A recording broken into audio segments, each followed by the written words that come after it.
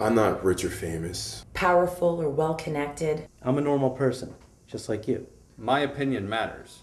What I think means something. I have a right to be heard. And you're gonna listen. Whether you like it or not.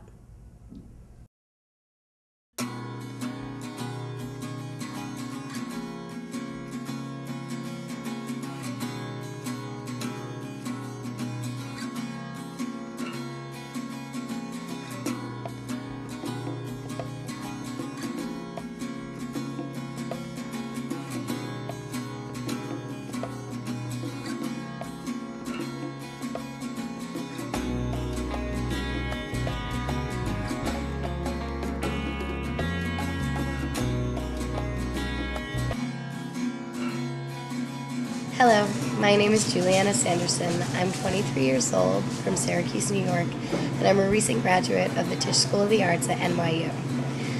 My problem is with college loans. I was a drama major at school, and I was hoping to teach drama to kids while pursuing my acting career.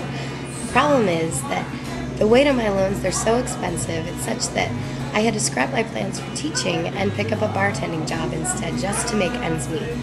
Now this is a bittersweet situation because the people I work with at the bar, I love them, but it's not what I planned on doing the rest of my life. In my spare time, I go on auditions and hang out with my boyfriend, play with my dog Eros, and just kind of chill around my apartment. In order to get a good paying job these days, young people are basically required to go to a 4-year university and get a degree. And for those of us who want to pursue artistic careers, we oftentimes need to go to more conservatory type schools, which can be even more expensive. On top of all that, we're saddled with the debt from the loans that can stick with us. And then that hampers us in the pursuit of our dreams and even starting a business or buying a house. I know that teaching and the arts are not the most lucrative fields, but I didn't get into them for the money involved. There's got to be better options for recent graduates. What advice can you give to people like me in this situation? Can you explain the Deficit Reduction Act of 2006? What would you personally like to see done to help recent college graduates in distress? What bills have the Congress and Senate recently passed or are currently working on to address this problem? It's a lot. It is. No, that's real challenging. In fact, looking at the video, I'm flashing back to my own life because I had tremendous college loans when I finished college. Yeah. And I wasn't sure whether I was going to go to law school or teach at the time. Yeah. And I ended up going to law school, but still added on more loans that lasted with me for the next 15 years. And so it made it so that life was not balanced because a number of individuals who graduated with me who did not have school loans, they were able to do a lot of other things that I was not able to do. Right. And sadly, in trying to answer some of the questions that you proposed, I wish I was in a position to say, well, Congress understands, and Congress is doing X, Y, and Z to make sure it makes a difference. Right. But when I look at the budget that we're proposing for this year, we're slashing even further all kinds of grant money, especially if it was Pell Grants, etc., that will help it so that you wouldn't even have to take out loans, and the cost of quality education is going up. We're paying no attention to the arts. In fact, in New York City public schools, we've been fighting to get the arts back into public education. And so I think that what we have to do, my brothers, I always say that the biggest issue that we have in the United States of America, that really where our national defense lies, is not in the military, but it's in the quality education of our young people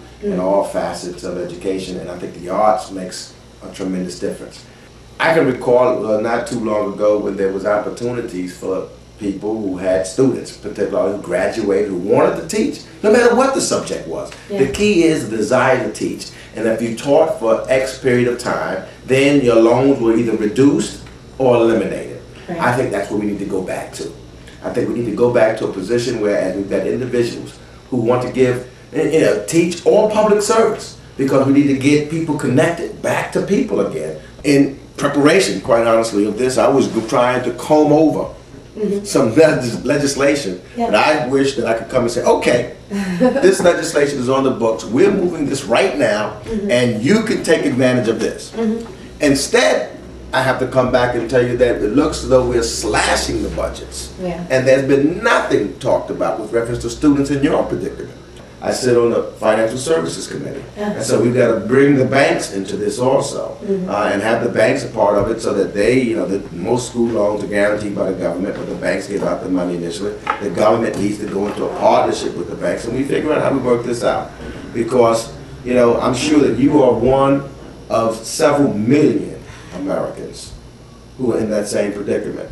I urge a lot of young people to get more involved in politics because your voices need to be heard. Right. I don't think that your voices are heard as loud as they should be in the halls of the United States Congress. You have the AARP, which is great, and others that lobby for seniors, and that is great because they are also very vulnerable in our society. Right. But the voice that we don't hear too often are the voice of the young. But how would you say that young people like me could get more involved? Like, because there aren't, like you said, the AARP, which represents the older generations in the United States, but what's a group for young people, such as myself, to get involved with, to have their voices heard in Congress? Well, there's a couple of ways of doing it, I think. First, you can start at the college level. Okay. Because on the college campuses themselves, all over America, that's where you have college campuses. If the college students stood up and said, we want to make sure that we're not put in this kind of debt, and we want some changes, and we want the United States Congress to put some action and show, for example, we all have registered to vote, and we intend on voting in these elections, and we're going to make a difference. That makes a difference. What took and made America take note, Vietnam and other issues, was young people. It wasn't the old people. The civil rights movement were young people. And so I think that when you begin to make the noise, maybe it can start on the campuses, then it will begin to reverberate on down and into the high schools.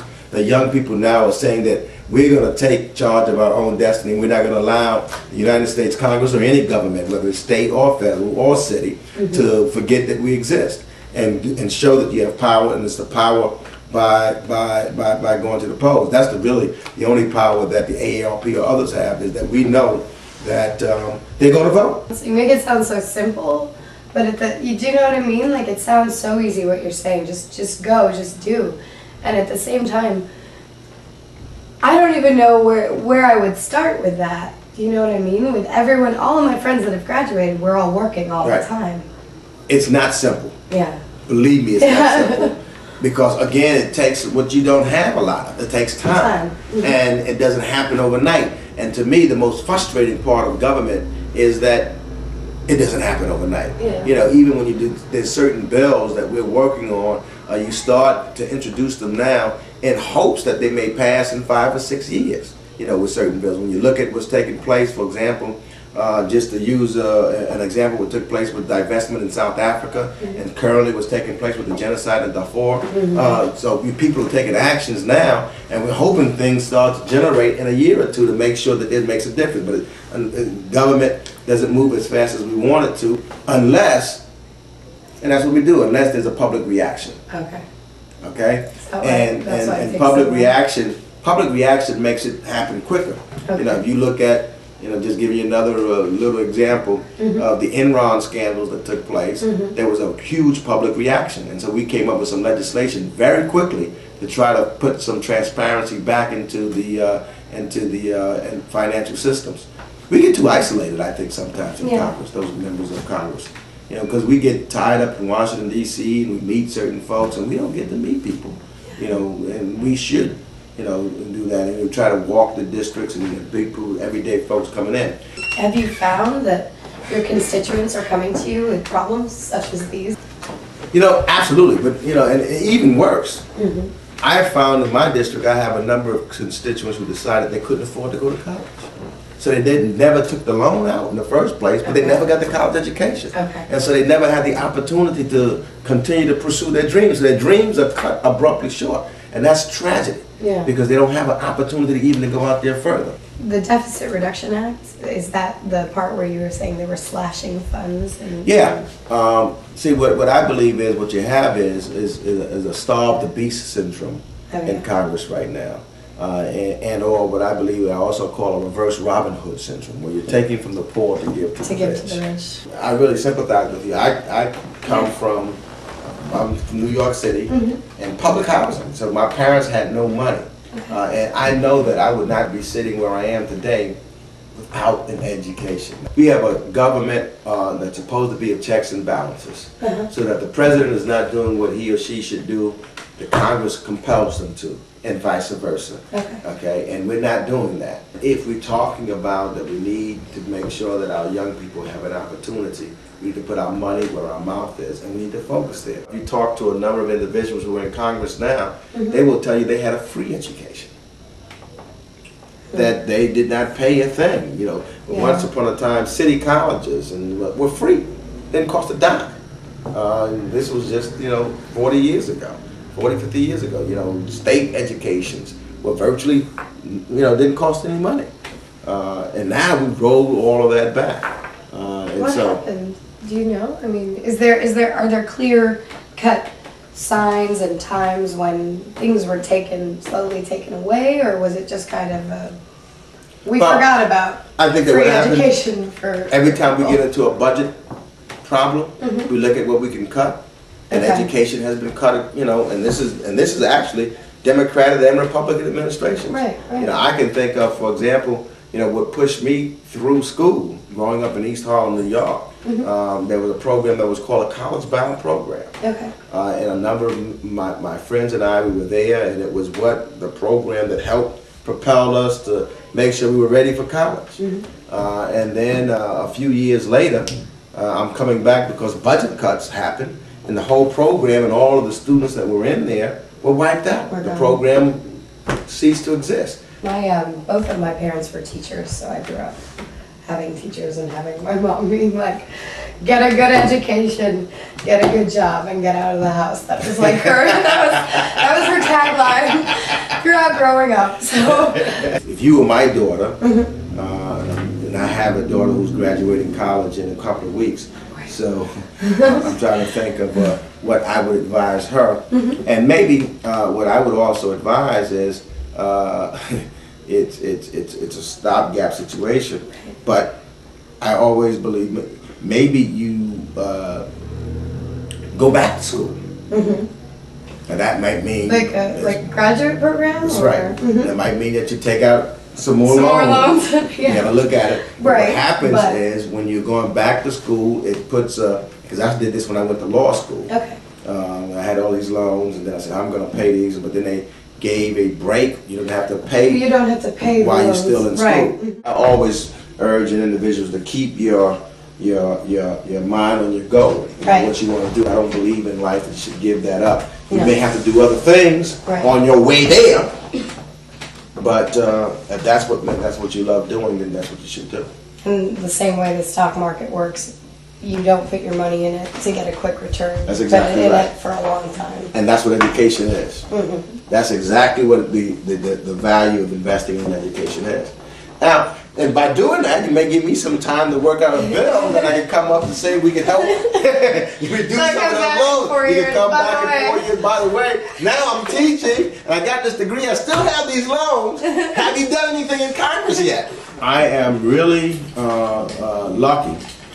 Because what I decided, I had such a terrible time with school loans myself. As I said, I hated the school loans. I can recall burning the book after I made the last payment. That's trying to make sure, but we've got a couple of bills, because what we're talking about here is to try to eliminate the loans. But what I'm trying to talk about in those bills is to make money available so that individuals have the opportunity to go to college and get to school. I found as we were talking that a lot of people don't have the money available to them.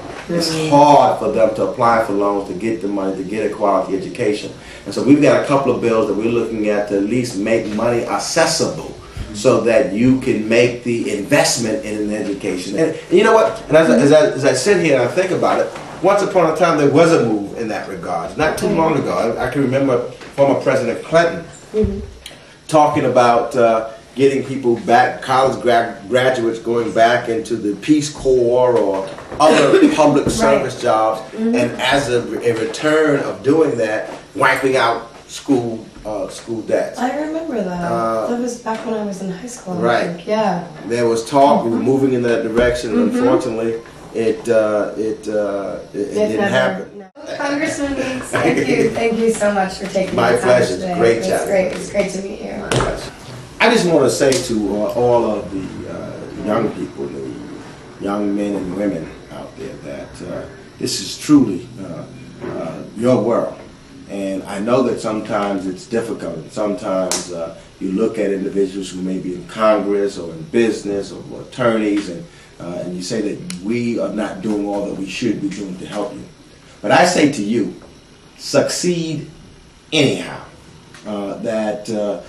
We're really depending upon you. I mean, we hold this world in trust for you, but we need you to succeed, and you, more than anything else, should want to succeed for yourselves.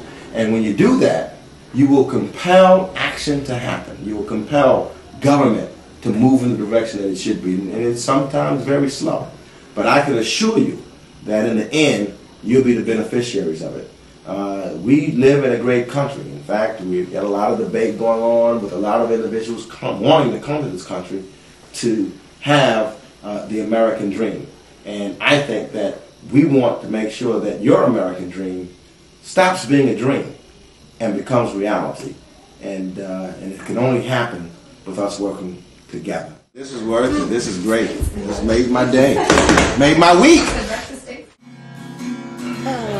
Now I'm going to continue working where I'm working. I love the people I work with there. I'm going to think definitely very seriously about going to grad school, and I'm going to keep auditioning and keep trying out for parts and putting myself out there.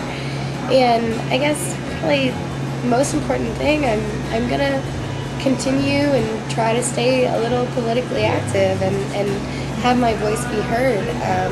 There was an important issue, an issue that was important to me that came up recently in the news, and I ended up actually emailing Governor Pataki of New York and the Governor of Louisiana and letting them know how I felt about the issue and how important it was to me, and how I felt that the situation was maybe being mishandled a little bit. So that was really, really a big step for me. I never thought I would have done that before, but I did it, so I hope I can continue to do that.